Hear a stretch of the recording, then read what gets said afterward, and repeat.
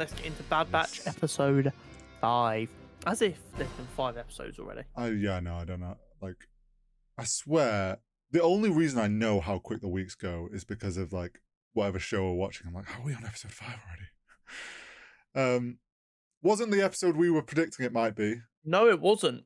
Um, So maybe we get that later because like the Clone Wars didn't stick to timeline a lot of the No, times. it didn't. Jumped about a bit.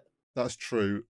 Potentially, it might be maybe whatever was going on that we didn't get to see is like used as a flashback moment. Or something. Yeah, it might be important enough that they're saving it for a different day.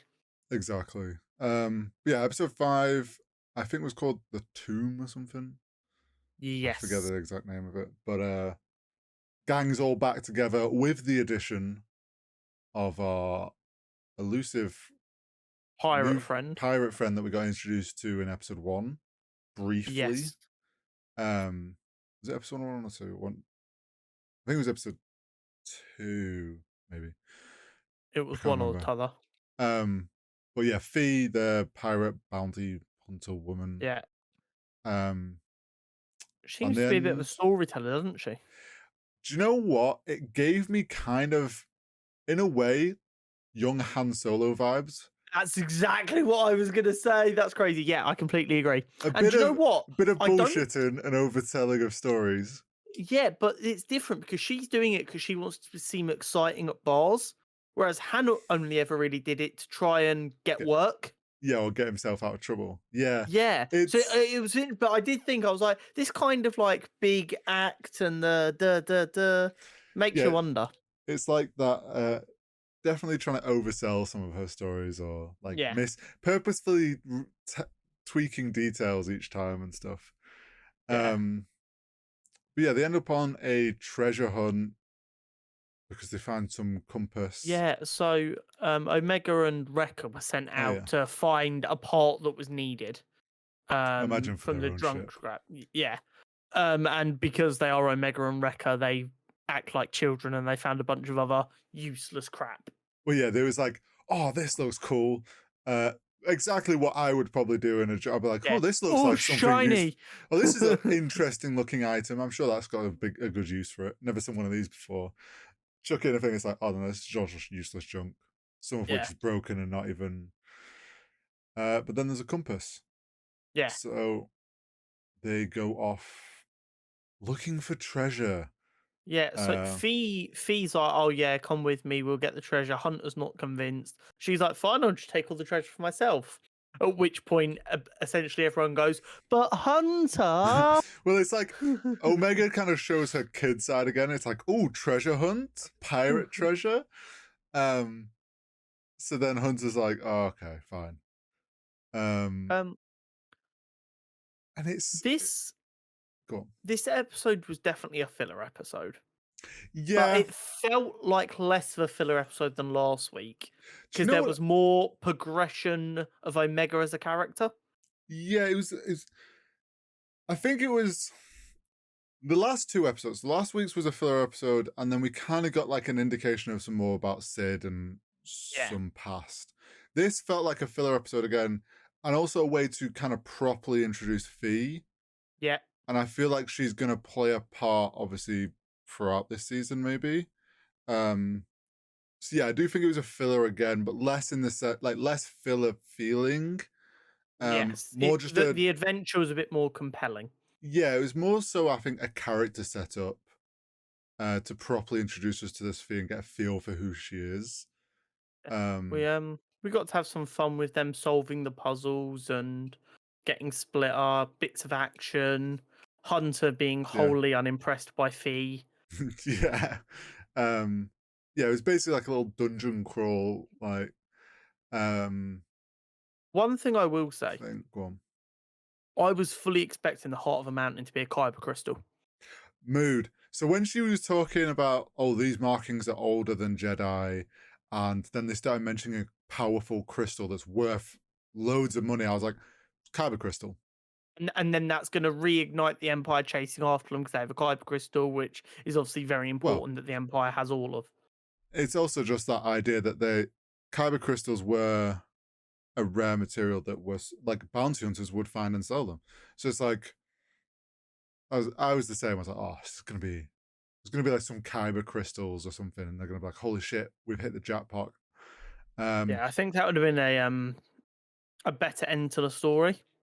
yes, but I also think it could have caused some issues if they were just like, oh yeah, we're gonna just add into the Star Wars universe that there was just a bunch of kyber crystals went into the market system markets. Well, no, because you can still have it that when they try and take it, the whole thing collapses down and they True. try and put it back, and then they all get lost. Yeah, true. But then it's a fun callback for people to go, "Wow, look at all them kyber crystals that went to waste! Holy shit!" Um, but yeah, they eventually find the crystal after getting split up and using the compass in different ways and then solving puzzles.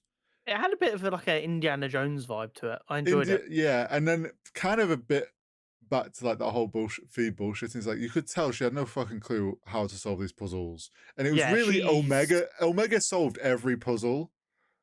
You Um, get the impression that in a lot of these stories, she found guys like the Bad Batch who carried her through, and then she gets to the and thing and dips. all she did was get the intel of where to look. And she's like, "Oh well, without me, they wouldn't have found it anyway. So I'm clearly a big part of Yeah, this, and I'm gonna make the story more dramatic. When in reality, me being an idiot, put us in these positions." yeah. So yeah, they find this big fucking huge crystal, and it's like, oh yeah, let's pull it out. Of which it then activates some mech, which we've never seen a mech like that. And it's No, apparently predates Jedi. yeah, So I don't know. I had a quick Google after the show, but I don't think and no one has any idea what it is, or like it's just some old fucking mech. Um it was sick, it but was. It was very cool. and then they had to like shove the crystal back in to shut it down. Which is a And bit the of a whole weird. mountain still kind of collapsed around it. Yeah, like the crystal that melted and it all fucking blew up, and it's like, oh, we saved the ship just in time. Cool story. But then they don't get anything out of it. I will say though, uh, another droid lost. Yes, I'm a little bit sad at all the droids that. Though she was it called Mel this one or something? Yeah, Mel. R.I.P. Mel. But she does show the importance of backing up important data. Yeah, she's got it backed up, so she's just gonna make a new one. Practice good data recovery, kids. Yes. um, but yeah, like we said, definitely a filler episode. Like they didn't gain anything. It didn't. It was more. It definitely felt like it was just a setup for Fee. Yeah. Um, I need next week to get into a more substantial story though. I think it will. I'm trying to remember the scheduling, but I know that there's like another point, like midway through, we get a double episode drop. I don't think it's yet, but it's soon. So I feel like we're going to get an episode that leads up to that, then we get a double episode, important one, and then we're into the second half of the season. Um But yeah, it's tricky. Because when you're doing like for network, like and they want like 30 animated episodes, so you make 30 episodes, I get having fillers. yeah, But when Disney are like have a lot more control and they're like, okay, they can go to the creative team and go, okay, how many episodes do you need to tell a story you want to tell? And they go 10, and they're like, can you stretch it out to 12? They go, yes. I just don't understand how we end up with 2 filler episodes in a row. I think it was the issue. I do think it's like they have tried to find ways to set up Fee and set up some story going on with Sid, but they didn't really know how to do that. The Fee one makes sense. I'm fine with that. I feel like last week's was a bit of a, like we said last week, it felt like Dave was like, I want pod racing again. I want to do pod Yeah, racing. I loved pod racing as a kid. I want to do a pod racing episode. Fuck it, we'll just do it now. Um, yeah, I agree. I think Um, that was the kind of like unneeded fill one, really. but I do think these episodes can only age better based on any Yeah, additional context we get later on in the season. So right now is probably the most critical we're going to be of them, because they can only add context further down the line that's going to make them retroactively seem like better episodes. yeah, and I mean, look at the Clone Wars animated series. There is a way online that people have put together, like for people that are trying to watch all of Star Wars, like films and Yeah. everything, there's a very minimal watch list for the Clone Wars animated to get all the important episodes. Yeah, the So only like, full season of Clone Wars you need to watch is the last season, isn't it? yeah. So it's like there is always in the anime there's always been filler, and I think they're just trying to stick with that same feel of the Maybe that's Clone what it is. Wars. Maybe that's what it is. But yeah. Anyway, it was still a good episode. Yeah. Oh yeah. Still But enjoyed it. I'm ready to get back to bigger adventures now. Yes. Um,